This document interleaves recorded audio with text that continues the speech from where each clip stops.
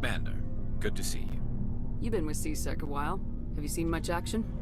Well, not as much as you, but yeah, I've seen some interesting things. I bet you have. Anything in particular that stands out? I remember this Solarian geneticist I was sent to investigate. That case was a bit disturbing. What happened? Why were you investigating him? I was tasked with tracking black market trade on the Citadel. Most of it harmless, nothing I needed to pursue. But during the course of my investigation, I noticed an increase in the trade of body parts, organs mostly. We usually get a few of those, but not the numbers I was seeing. We weren't sure if there was a new black market lab or if some freak was harvesting organs from citizens. You've seen this before on the Citadel?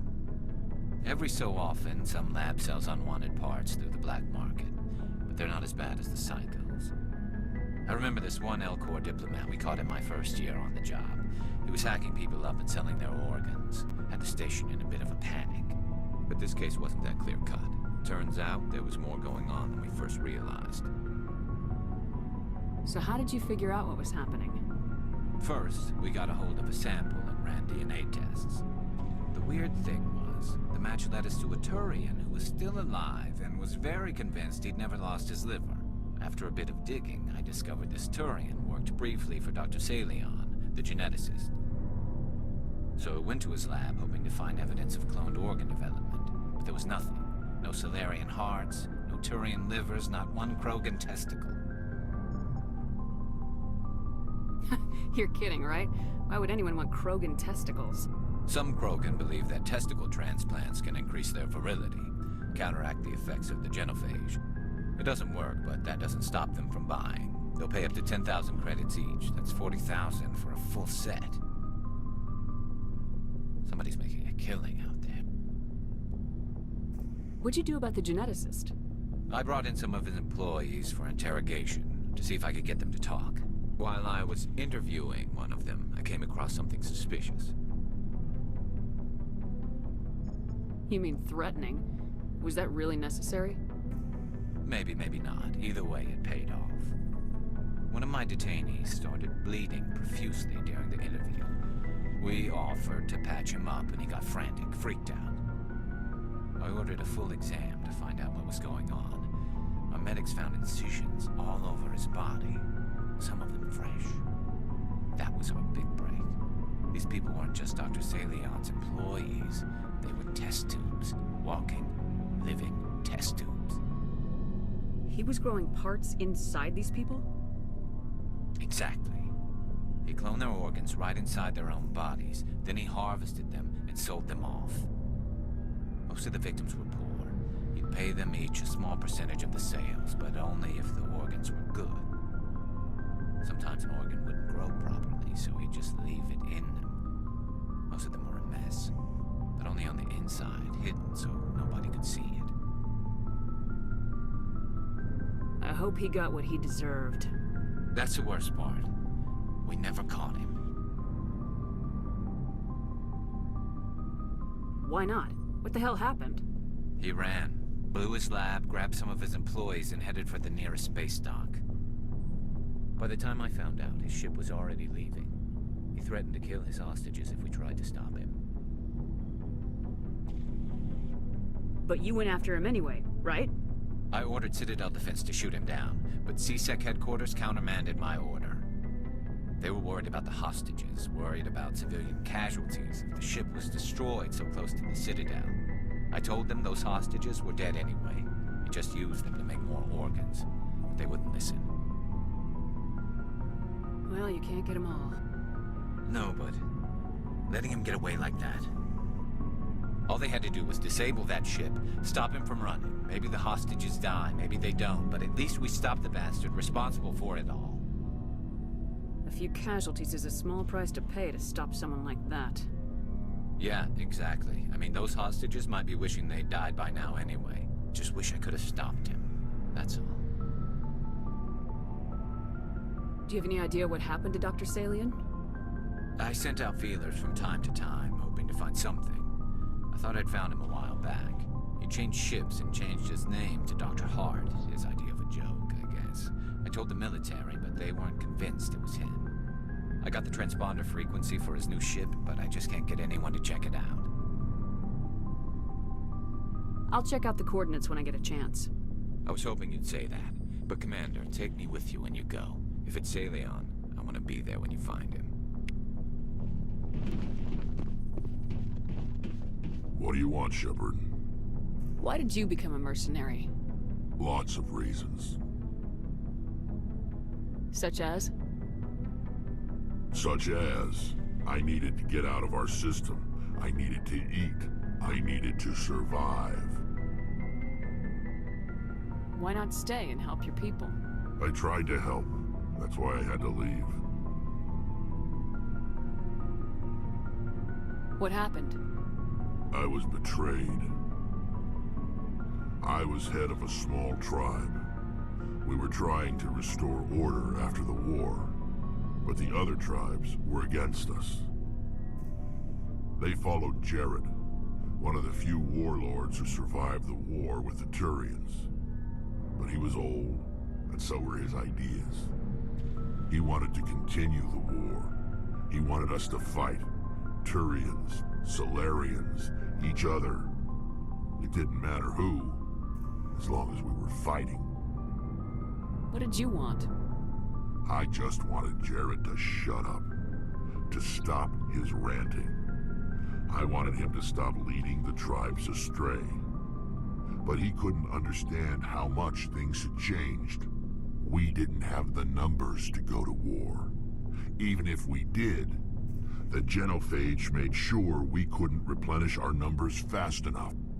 I told them all to forget about war. We needed to focus on breeding, at least for one generation. And for a while, we were getting through. Some of the tribes started coming around. I take it the warlord didn't appreciate that. No, he didn't. He arranged a crush with the tribes. A meeting on neutral ground. He wanted to talk. We met at the Hollows, near the graves of our ancestors. The skulls of our dead laid bare to remind us where we come from, and where we all go. It's as sacred as any Krogan place can be. Violence is forbidden. Sounds like a trap to me. You must have suspected as much. I did. But when your father invites you to a crush, well, there are some laws that even we hold sacred. Jared was your father? He was, until that day. We talked, but we didn't get anywhere. When it was clear that I wouldn't join him, he gave the signal. His men leapt from the graves of our ancestors like Krogan undead.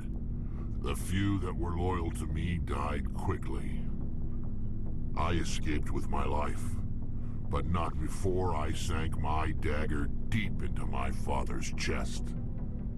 That is why I left, and that's why I'll never go back.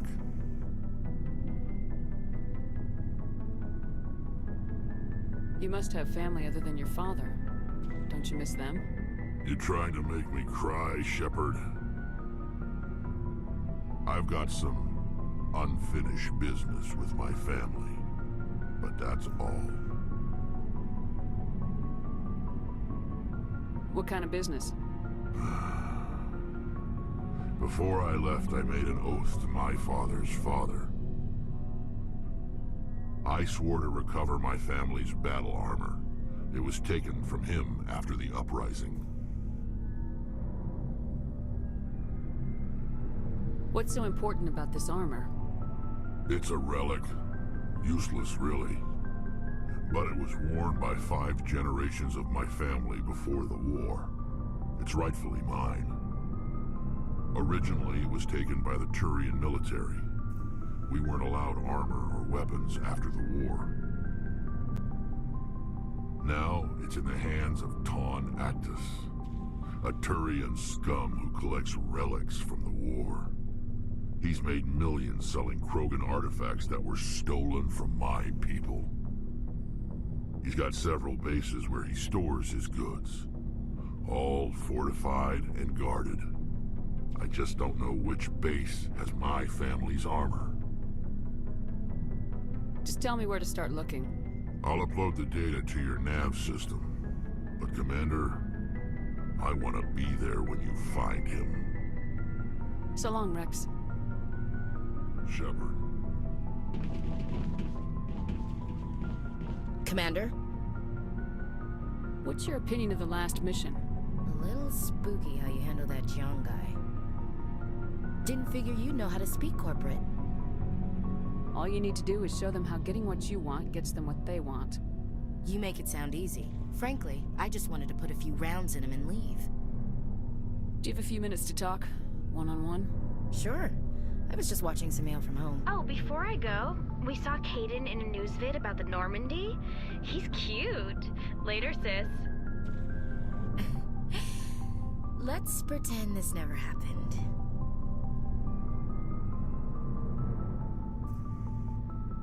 Are you interested in the Lieutenant, Chief? Fraternization is against regulations, ma'am. Don't ask, don't tell. What's up? You didn't come by to eavesdrop on family mail. Your family seems to be important to you. Yeah, we've always been close. Me and my sisters especially. With Dad on duty so much, I had to help Mom raise them.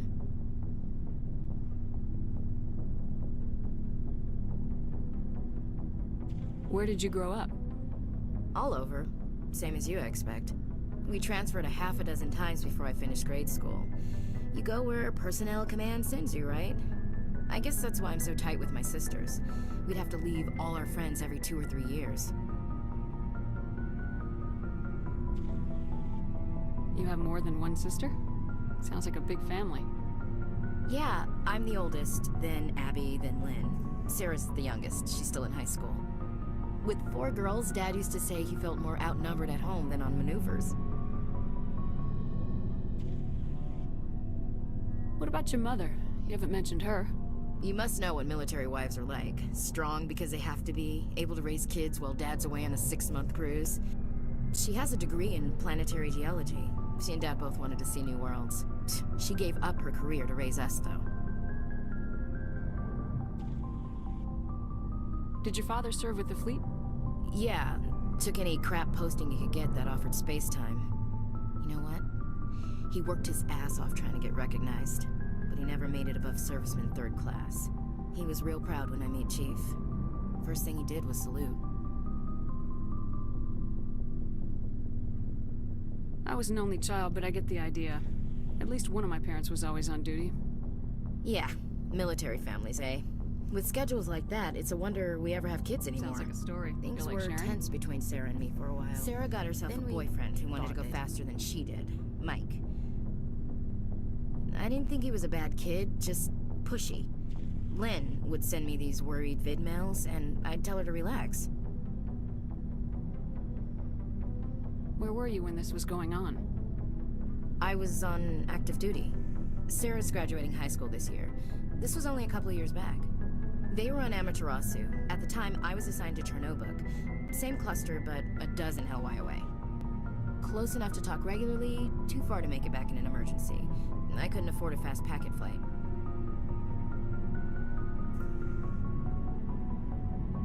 If he really liked her, he wouldn't be pushy. Yeah, of course. If he didn't ask at all, I'd wonder if he thought Sarah was ugly. Damned if you do, damned if you don't. Mike thought they'd go for a romantic walk in the woods, because he figured it was past time they did the deed. She levered Mike face first into a tree and left. Didn't have a scratch on her. Good thing Mom and Dad had us all learn some kind of self-defense. I took emergency leave and walked Sarah to school for a few days. You said all of your sisters learned self-defense? Lynn did pistol practice, but didn't like it. She's kind of nervous. Sarah took Aikido. Abby decided to learn the sword. She always was a little weird. Likes big skirts and tops you have to tie her into. They do great things to her figure, though.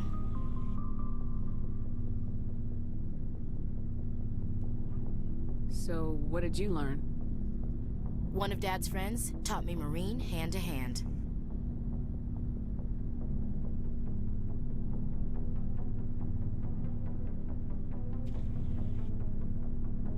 traveled all the way home to walk your sister to school.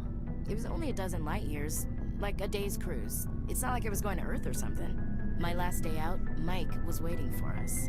Sarah had told her friends, so everyone at school knew what he did. He wasn't happy. I wanted to snap him in half, but Sarah gave me this look, this let me handle it, I need to do this alone look. She kept her cool, God bless her, as he screamed in her face. She just let him vent. Then he tried to punch her. I swear, she just flowed around him. Next thing I knew, he's face down on the sidewalk, and there's blood everywhere. That's unbelievable. Sarah must be as good as you. Better. I'm more or less a straight-up puncher. When he swung, she wasn't there anymore, and he fell. She helped him stop the bleeding and had me call an ambulance. She told the paramedics he fell. Before they took him to the hospital, Mike touched Sarah's arm. I thought he was gonna end up on the ground again. But he hung his head, whispered, "I'm sorry," and started crying. And she hugged him. The Williams women are a decisive bunch, Commander. We do things when we're ready. Not before, not after. Where was your father during this? Wasn't your family stationed near him? Dad always wanted to serve in space, but he wanted us to have real ground under our feet. He'd say, space is beautiful, but you can't raise a family there. I cannot rest from travel. I will drink life to the lees. All times I've enjoyed greatly, have suffered greatly, both with those that loved me and alone. For always roaming with a hungry heart, much have I seen and known, cities of men and manners, climates, councils, governments. I didn't know you liked classical literature. Ulysses was my dad's favorite poem. Every time he shipped out, he recorded me reading it. He had a dozen versions when he retired. Does he still like it? I sure hope so. I read it to his grave every time I go home. Dad passed on a few years back. He's probably still watching, though. You mean from wherever we go after death? Dead on, Skipper. He's with God now. That's not a problem with you, is it? That I believe in God?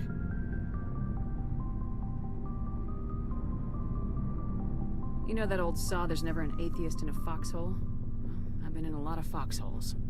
Yeah, I guess you have. I've met a few people who were really weirded out by my faith. Because I work in space, I can't believe in a higher power? Jeez. Hello, have you people looked out the window? How can you look at this galaxy and not believe in something? I should get back to my duties. Didn't mean to take up so much of your time. Dismissed, Chief. Ma'am.